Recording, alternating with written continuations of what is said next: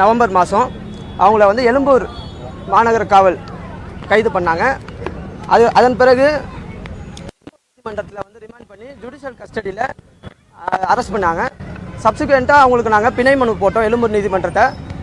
இன்னைக்கு அந்த மனு விசாரணைக்கு வந்தது. விசாரணையில் நீதிபதி அவங்களுக்கு ஜாமீன் வழங்கியிருக்காங்க. மேலும் வந்து நாளைக்கு வந்து அவங்க புழல் சிறையிலேருந்து வெளியே வருவாங்க. இது வந்து ஒரு நிபந்தனை ஜாமீன். தினமும் காலை வந்து ஒரு 10:30 மணிக்கு வந்து எழும்பூர் காவல் நிலையத்தில் வந்து அவங்களுக்கு நம்ம வந்து இது பண்ண சொல்லியிருக்காங்க, சைன் போட சொல்லியிருக்காங்க சார். நாங்கள் எங்களோட வாதம் வந்து பொதுவாக வந்து அவங்க ஒரு பெண், மேலும் வந்து அவங்களுக்கு வந்து ஒரு ஸ்பெஷல் சைல்டு இருக்காங்க அப்படின்றத நாங்கள் குறிப்பிட்டு சொன்னோம். மேற்கொண்டு காவலர்கள் வந்து அவங்க கோஆப்ரேட் பண்ணாங்க. அவங்களும் வந்து எங்களுக்கு வந்து எந்த ஒரு ஆட்சேபனை இல்லை பிணை கொடுக்க அப்படின்னு சொல்லியிருந்தாங்க. காவல்துறை தரப்பில் என்ன சார்? காவல்துறையில் வந்து அவங்க எந்த ஒரு அப்ஜெக்ஷன்ஸ் வந்து தெரிவிக்கலை. அவங்கள வந்து அவங்களுக்கு எந்த ஒரு அப்ஜெக்ஷனும் இல்லை. மனிதாபிமான அடிப்படையில் அவங்க வெளியே விடலான்ற மாதிரி சொன்னாங்க சார். இப்போ கண்டிஷன் வந்து அது மட்டும் தானா?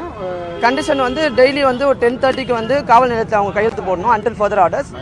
மேலும் வந்து அவங்க வந்து 2 ஷூரிட்டிஸ் வந்து ப்ரொவைட் பண்ணணும், ஒரு 10,000 பாண்ட் அப்படின்ற மாதிரி சொல்லியிருக்காங்க சார். காவல் நிலையத்தை எழும்பூர் காவல் நிலையத்தில்.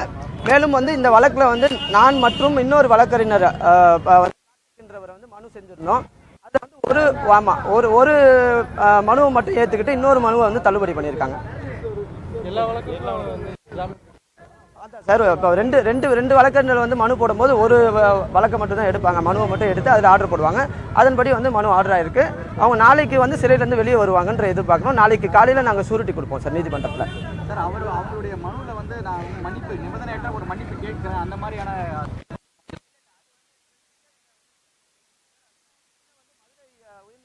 கொடுத்த முன்ஜாமீன் இங்கே எழும்பூர் நீதிமன்றத்தில் வந்து அரசு தரப்புலேருந்து எந்த ஒரு ஆட்சேபனை இல்லை அப்படின்றத கன்சிடர் பண்ணி இப்போ பெயில் கொடுத்துருக்காங்க சார். இதில் நாங்கள் மென்ஷன் பண்ணலை சார். அடுத்த கட்டமாக நிபந்தனையற்ற மன்னிப்பு ஏதாவது பயன்படுறதுக்கான ஏதாவது இல்லை சார் அப்படி எதுவும் இல்லை. சிறையில் அவங்களுக்கு ஏதாவது உடல்நிலை சரியில்லை அப்படின்னு சொல்கிறாங்க? இல்லை சார், அவங்க நல்லா தான் இருக்காங்க. நான் ஒரு 2 முறை அவங்கள வந்து சிறையில் போய் பார்த்துட்டு தான் வந்தேன். 2 நாளாக சாப்பிடல தூங்கலை அப்படிங்கிற? இல்லை அது முதல் நாள் மட்டும் அவங்க சாப்பிடல சார். பட் சப்சிக்வெண்ட்டாக செகண்ட் டேலாம் அவங்க சாப்பிட்டாங்க, நல்லா தான் இருக்காங்க. நாளைக்கு வெளியே வந்துடுவோம். நாளைக்கு மாலை போல் வந்து சிறையிலேருந்து வெளியே வருவாங்கன்னு எதிர்பார்க்குறோம் சார். அவங்களோட விருப்பம் சார், அது அவங்கள்ட்ட. நன்றி, வணக்கம்.